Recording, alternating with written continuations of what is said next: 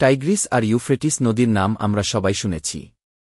ইতিহাসে অত্যন্ত প্রসিদ্ধ এ নদীর তীরে অবস্থিত সিরিয়ার একটি বিখ্যাত শহর আর রাকাহ।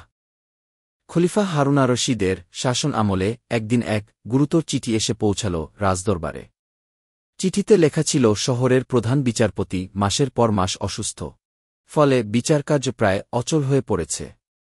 প্রজারা ভোগান্তিতে আছে, তাই জরুরিভাবে নতুন বিচারপতির ব্যবস্থা নিতে অনুরোধ জানানো হয়। খলিফা বিষয়টিকে খুবই গুরুত্ব সহকারে নিলেন এবং তিনি সঙ্গে সঙ্গে নতুন বিচারপতি নিয়োগের সিদ্ধান্ত দিলেন। চিঠি পাঠানো হল, আগামী এক সপ্তাহের মধ্যে আর রাকাহ শহরে নতুন বিচারক পৌঁছে যাবেন। এক সপ্তাহের মধ্যেই নতুন বিচারক কাজে যোগ দিলেন।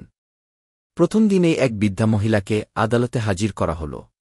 অভিযোগ ছিল তিনি একটি খাবারের দোকান থেকে কয়েকটি রুটি আর এক বোতল মধু চুরি করেছেন।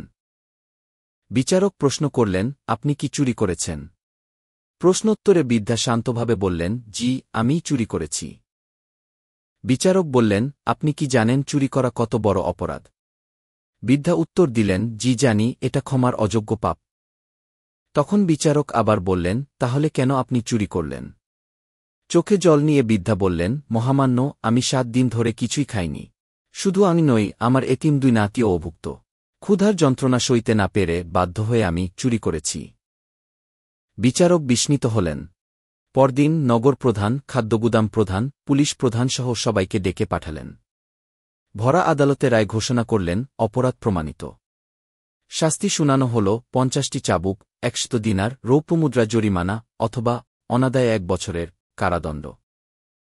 এরপর বিচারক বললেন, যে শহরে একজন বৃদ্ধা ক্ষুধার যন্ত্রণায় চুরি করতে বাধ্য হয়, সেখানে সবচেয়ে বড় অপরাধী হল সে দেশের শাসক। তারপর তিনি বললেন, আমি খলিফার প্রতিনিধি, তাই প্রথম 20টি চাবুক আমার হাতেই মারবে। তিনি আরও নির্দেশ দিলেন, আমি বিচারক হিসেবে আমাকে যেন কোনো প্রকার মায়া দেখানো না হয়। আদেশ মতো বিচারককে 20টি চাবুক মারা হল।